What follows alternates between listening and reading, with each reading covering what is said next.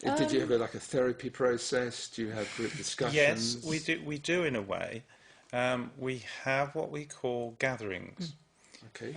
where the emphasis is upon listening. The emphasis is upon listening to one another, and they're just times when people come together and they take it in turns to be the speaker, as it were.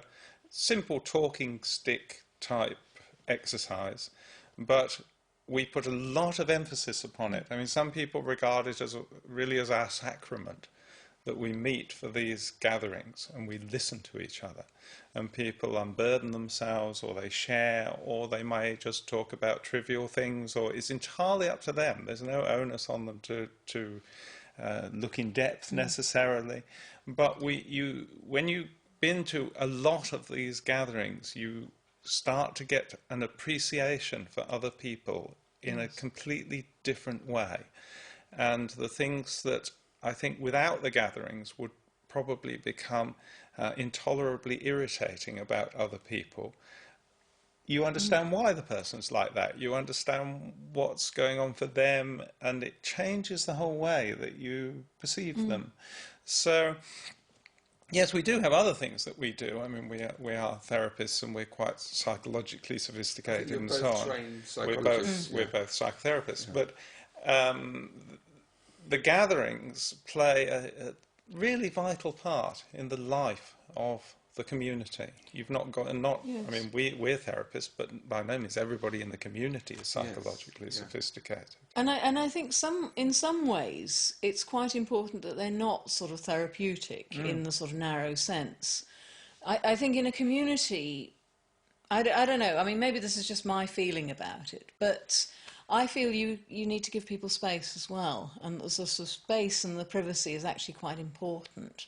And so if we were sort of running encounter groups or something with the whole community in the sort of old-fashioned sense of, I think that would be a bit over-intrusive. I think people need the space to be able to come to gatherings and just talk about ordinary things and talk about kind of like what they're doing during the day, or grumbles about what they had for dinner, or whatever it is, in an ordinary sort of way, without getting sort of psychoanalysed or whatever anything. you do, it works. Yes, and yes. There's a development and there's a relative harmony. That's right, yes. I've lived in a number of communities.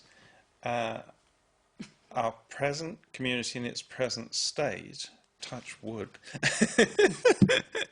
is more harmonious than my general experience has been. It wasn't in its early days. In the early days of the Amida community, we had quite a lot of conflict and struggle, but we seem to be, and have been for quite a number of years now, in a new phase. And I think that has come through a general maturing of the culture of the community, and I certainly think the gatherings have played a big part in that. Another thing I would say about community is that we do have a sort of sense of, how can you say,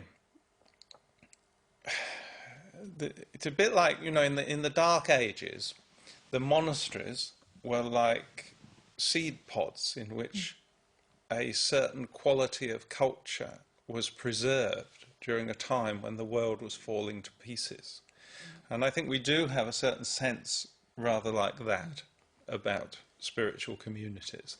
So being part of a spiritual community feels, at a time when it does feel like our culture and civilization and so on is gradually fraying away, the community seems to be very important at that level as well. So it's not just a matter of individual support for the individual. Well, and it's also that you said, like, it's what did you say, an example or something of another way of doing things, another way of being, another kind of culture.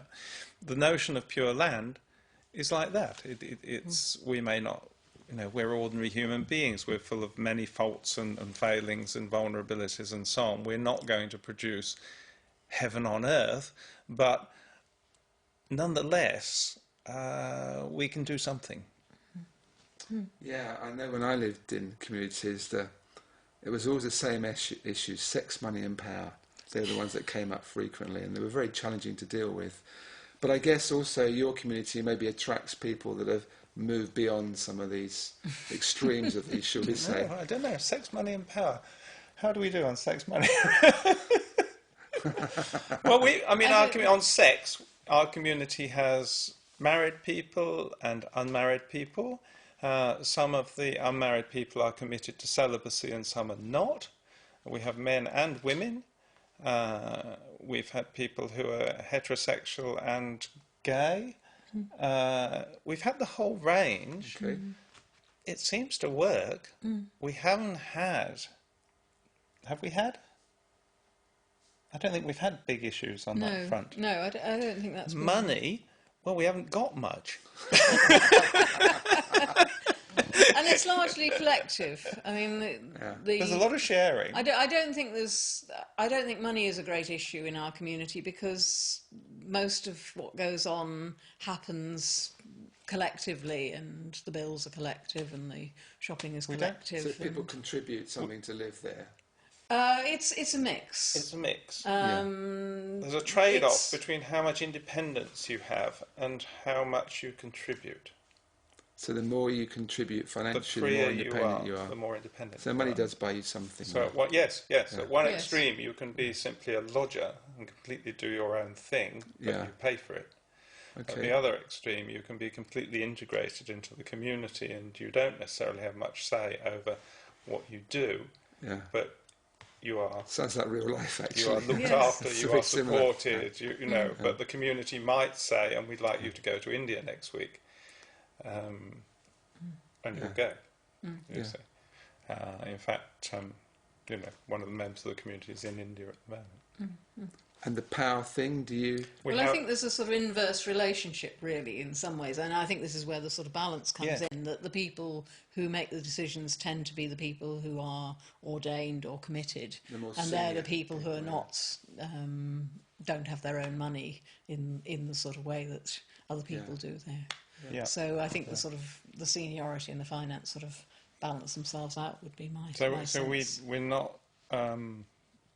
We don't hold to the idea of a flat organisation. We have a degree of hierarchy, but we don't let that hierarchy run to extremes. So, and the gatherings play an important part in that, because in the gatherings you're all equal. Yeah, no, I understand. Yeah. So although you might be, and also there is quite a bit of thinking about authority and leadership. I think a lot of what people get through participating in a community like the sort of community that we live in, it's a kind of leadership training, really.